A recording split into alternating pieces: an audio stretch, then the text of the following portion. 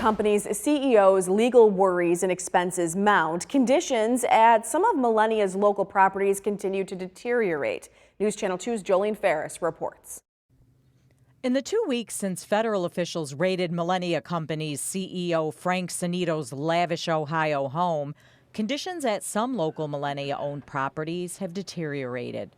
A pretty severe cockroach and mouse infestation. We also have seen issues with electrical problems. Tenants sent News Channel 2 photos of cockroaches in rundown apartments. Some were willing to share what it's like living in Millennia-owned Brandegee Garden Apartments in Utica, but didn't want to be identified. Homeless people getting in, doing drugs. There was a few times I had break-ins into my apartment. People pointing guns and robbing women in here.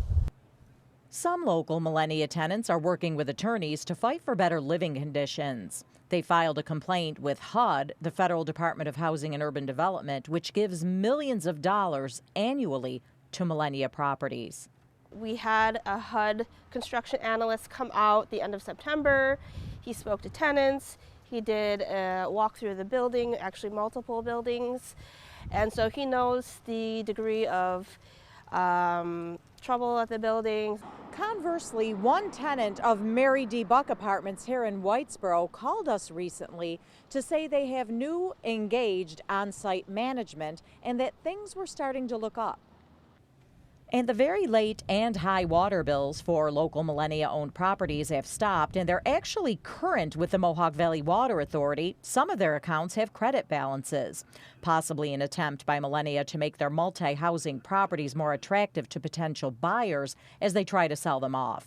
We've reached out to HUD 4 times since the raid of Millennia's CEO's home 2 weeks ago and are waiting to hear back. Jolene Ferris, News Channel 2.